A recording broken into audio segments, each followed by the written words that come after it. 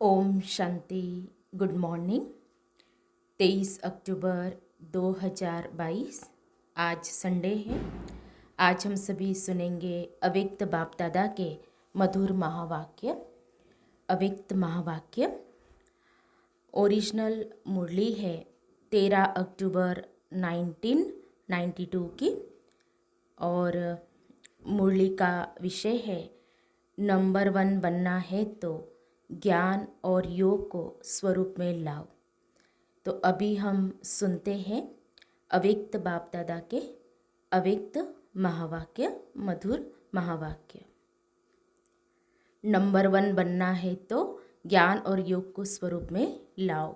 आज सत्य शिक्षक अपनी श्रेष्ठ शिक्षा धारण करने वाले गॉडली स्टूडेंट को देख रहे हैं कि हर एक ईश्वरीय विद्यार्थी ने इस ईश्वरीय शिक्षा को कहाँ तक धारण किया है।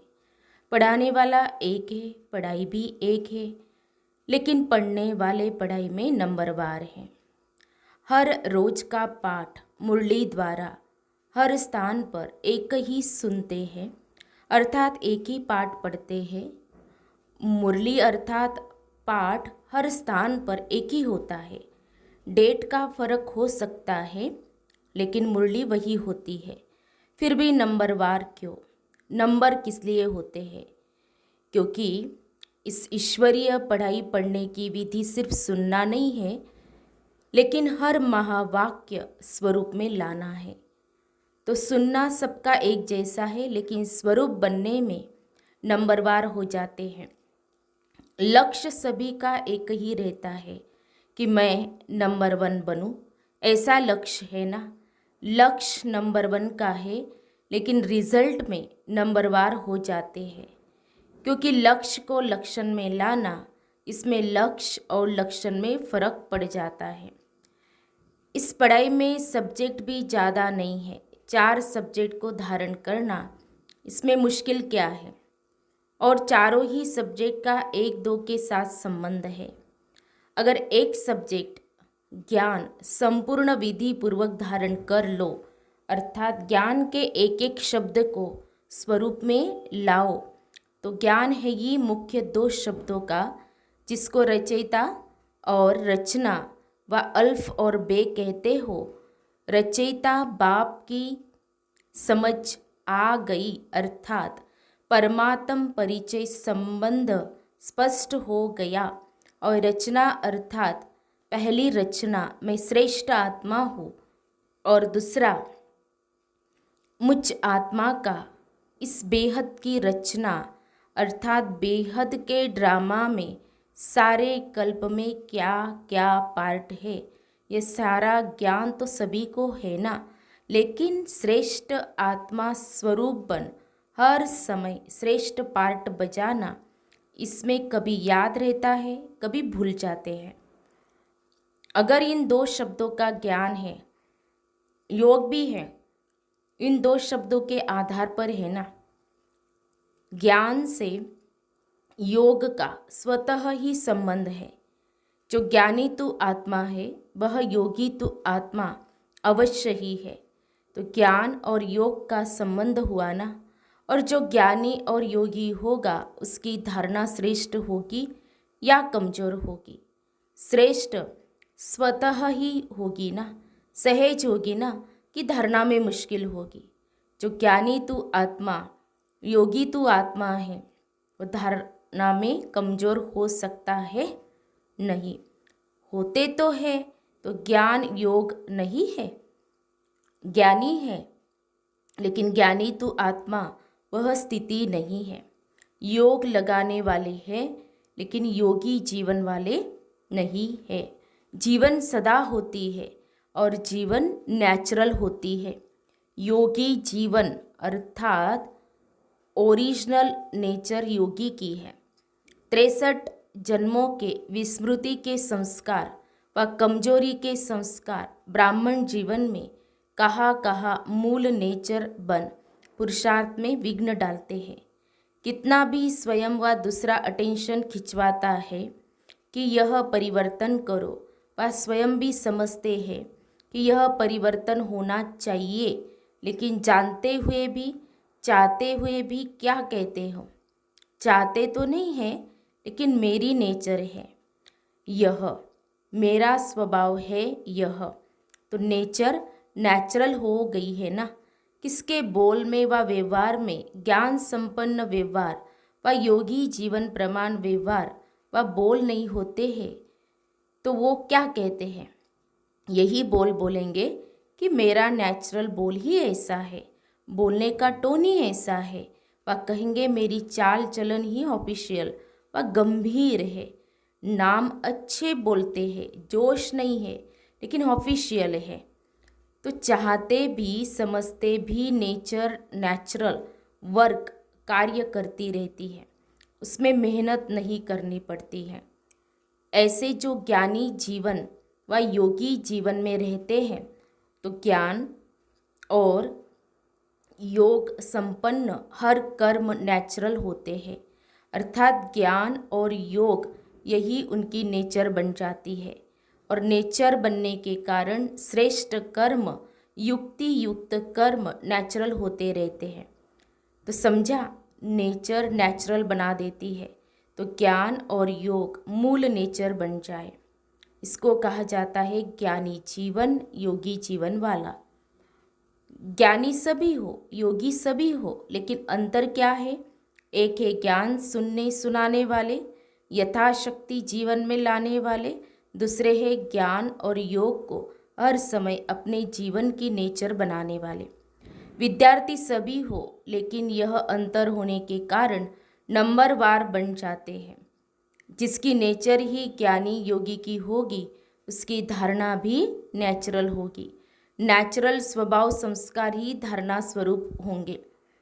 बार बार पुरुषार्थ नहीं करना पड़ेगा कि इस गुण को धारण करूं, उस गुण को धारण करूं, लेकिन पहले फाउंडेशन के समय ही ज्ञान, योग और धारणा को अपनी जीवन बना दी। इसीलिए ये तीनों सब्जेक्ट ऐसी आत्मा की स्वतः और स्वाभाविक अनुभूतियाँ बन जाती है। इसीलिए ऐसी आत्माओं को सहज योगी, सहज ज्ञानी, सहज धारणा मूर्त कहा जाता है। तीनों सब्जेक्ट का कनेक्शन है। जिसके पास इतनी अनुभूतियों का खजाना संपन्न होगा, ऐसी संपन्न मूर्तियाँ स्वतः ही मास्टर दाता बन जाती है। दाता अर्थात सेवाधारी। दाता देने के बिना रह नहीं सकता। दातापन के संस्कार से स्वतः ही सेवा का सब्जेक्ट प्रैक्टिकल में सहज हो जाता है। तो चारों का ही संबंध हुआ ना। कोई कहे कि मेरे में ज्ञान तो अच्छा है, लेकिन धारणा में कमी है, तो उसको ज्ञानी कहा जाएगा? ज्ञान तो दूसरों को भी देते हो ना, है तब तो देते हो। एक है समझना, दूसरा है स्वरूप में लाना। समझने में सभी होशियार है, समझाने में भी सभी होशियार है, लेकिन नंबर 1 बनना है तो ज्ञान और योग को स्वरूप में लाओ। फिर नंबरवार नहीं होंगे, लेकिन नंबर 1 होंगे। तो सुनाया कि आज सत शिक्षक अपने चारों ओर के ईश्वरीय विद्यार्थियों को देख रहे थे। तो क्या देखा? सभी नंबर 1 दिखाई दिए व नंबरवार दिखाई दिए। क्या रिजल्ट होगी? वह समझते हो कि नंबर 1 तो एक ही होगा, हम तो नंबरवार में ही आएंगे। फर्स्ट डिवीज़न में तो आ सकते हो ना, उसमें एक नहीं होता है। तो चेक करो, अगर बार बार किसी भी बात में स्थिति नीचे ऊपर होती है, अर्थात बार बार पुरुषार्थ में मेहनत करनी पड़ती है, इससे सिद्ध है कि ज्ञान की मूल सब्जेक्ट के 2 शब्द रचता और रचना की पढ़ाई को स्वरूप में नहीं लाया है। जीवन में मूल संस्कार के रूप में व मूल नेचर के रूप में व सहज स्वभाव के रूप में नहीं लाया है। ब्राह्मण जीवन का नेचुरल स्वभाव संस्कार ही योगी जीवन, ज्ञानी जीवन है। जीवन अर्थात निरंतर, सदा। 8 घंटा जीवन है, फिर 4 घंटा नहीं, ऐसा नहीं होता। आज 10 घंटे के योगी बने, आज 12 घंटे के योगी बने, आज 2 घंटे के योगी बने। वो योग लगाने वाले योगी है, योगी जीवन वाले योगी नहीं।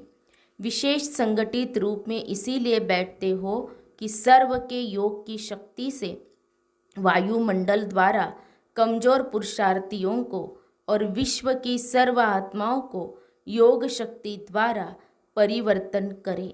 इसीलिए वह भी आवश्यक है, लेकिन इसीलिए योग में नहीं बैठते हो कि अपना ही टूटा हुआ योग लगाते रहो। संगठित शक्ति यह भी सेवा के निमित्त है, लेकिन योग भट्टी इसलिए नहीं रखते हो कि मेरा कनेक्शन फिर से जुट जाए। अगर कमज़ोर हो तो इसलिए बैठते हो, और योगी तू आत्मा हो तो मास्टर सर्वशक्तिवान बन, मास्टर विश्व कल्याणकारी बन, सर्व को सहयोग देने की सेवा करते हो। तो पढ़ाई अर्थात स्वरूप बनना। अच्छा, आज दीपावली मनाने आए हैं। मनाने का अर्थ क्या है? दीपावली में क्या करते हो? दीप जलाते हो। आजकल तो लाइट जलाते हैं, और लाइट पर कौन आते हैं? परवाने। और परवाने की विशेषता क्या होती है? फिदा होना। तो दीपावली मनाने का अर्थ क्या हुआ? तो फिदा हो गए हो या आज होना है? हो गए हो या होना है? हो गए हैं। तो दीपावली तो मना ली, फिर क्यों मनाते हो? जब फिदा हो गए तो दीपावली मना लिया कि बीच बीच में चक्कर लगाने जाते हो। फिदा हो गए हैं, लेकिन थोड़े पंख अभी है, उससे थोड़ा चक्कर लगा लेते हो। तो चक्कर लगाने वाले तो नहीं हो ना। चक्कर लगाना अर्थात किसी न किसी माया के रूप से टक्कर खाना। माया से टक्कर खाते हो या माया को हार खिलाते हो? व कभी विजय प्राप्त करते हो, कभी टक्कर खाते हो। दीपमाला यह अपना ही यादगार मनाते हो। आपका यादगार है ना, कि मुख्य आत्माओं का यादगार है? आप देखने वाले हो, आप सबका यादगार है। इसीलिए आजकल बहुत अंदाज में दीपक के बजाय छोटे छोटे बल्ब जगा देते हैं।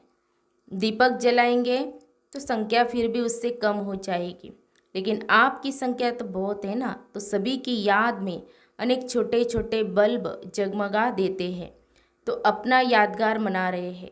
जब दीपक देखते हो तो समझते हो यह हमारा यादगार है, स्मृति आती है।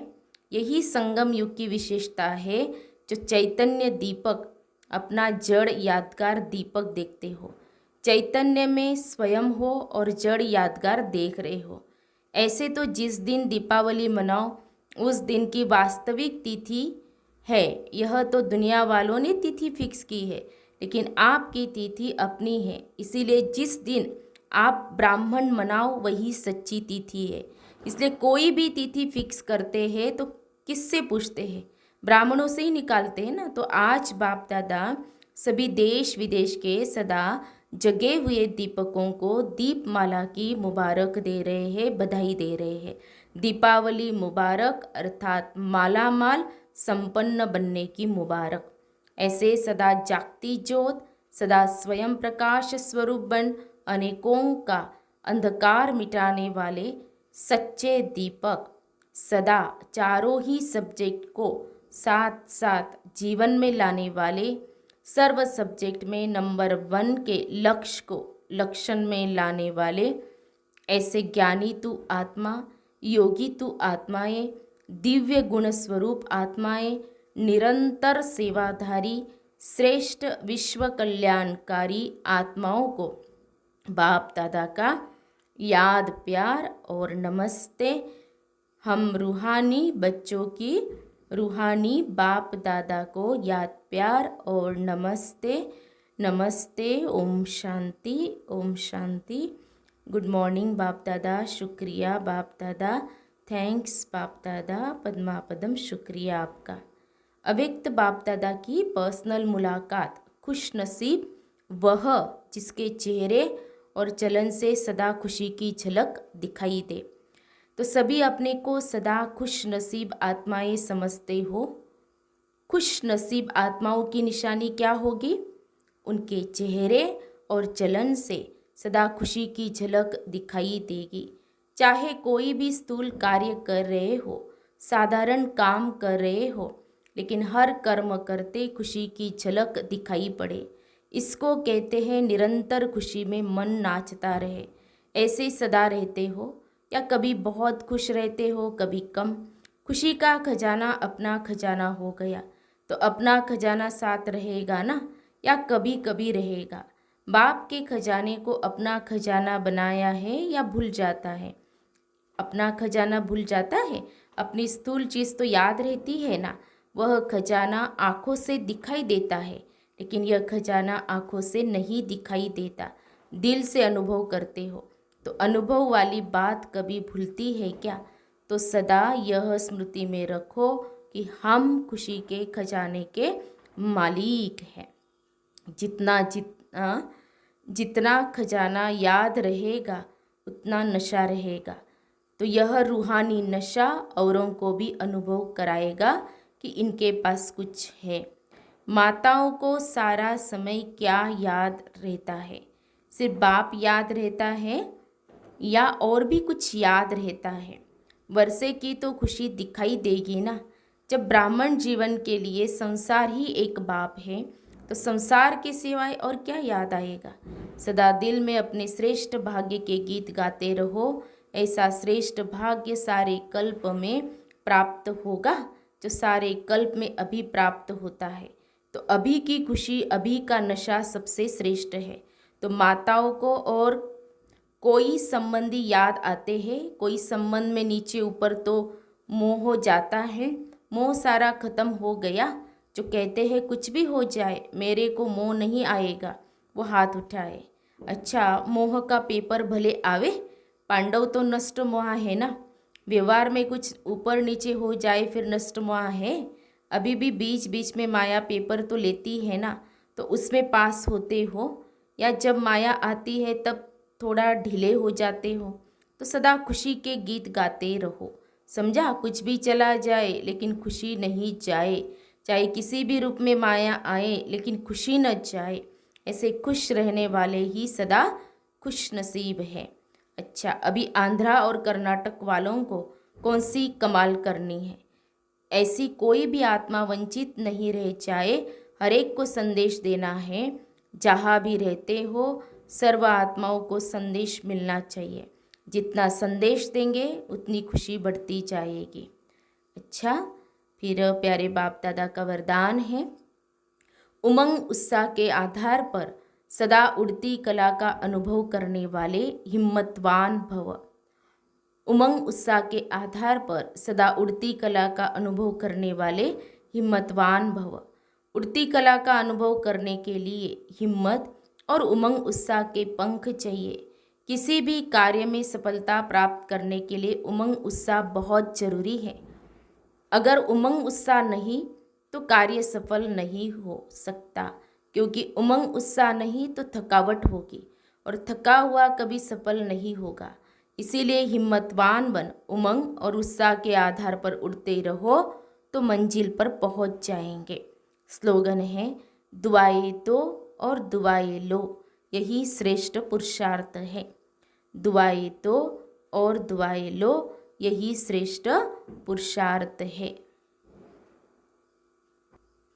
तो हम सब ने सुने अव्यक्त बाप दादा के अव्यक्त महावाक्य, मधुर महावाक्य। आज विशेष प्यारे बाप दादा ने हम बच्चों को अटेंशन दिलाया कि बच्चे नंबर 1 बनना है तो उसके लिए ज्ञान स्वरूप बनो, योग स्वरूप बनो। कि योगी हमारा योगी जीवन हो, हमारा जीवन से वो दिखाई दे हमारा जो हमने ज्ञान लिया हुआ है। तो विशेष प्यारे बाप दादा ने ज्ञान, योग और धारणा, इन तीनों ही सब्जेक्ट को अपने जीवन में धारण कर उसको स्वरूप में लाना है। तो इस पर प्यारे बाप दादा ने अटेंशन खिंचवाया है। तो हम सभी इस पर मनन चिंतन करेंगे, खुद मनन चिंतन करेंगे सारा दिन, और विशेष और स्वमान निकालेंगे। 5 स्वरूप स्वमानों का अभ्यास तो इसी चैनल पर डाला जाएगा, लेकिन आप सभी भी मुरली को अच्छी तरह से पढ़ कर के उसमें से स्वमान निकालना और स्वरूप में लाना। अच्छा, ओम शांति।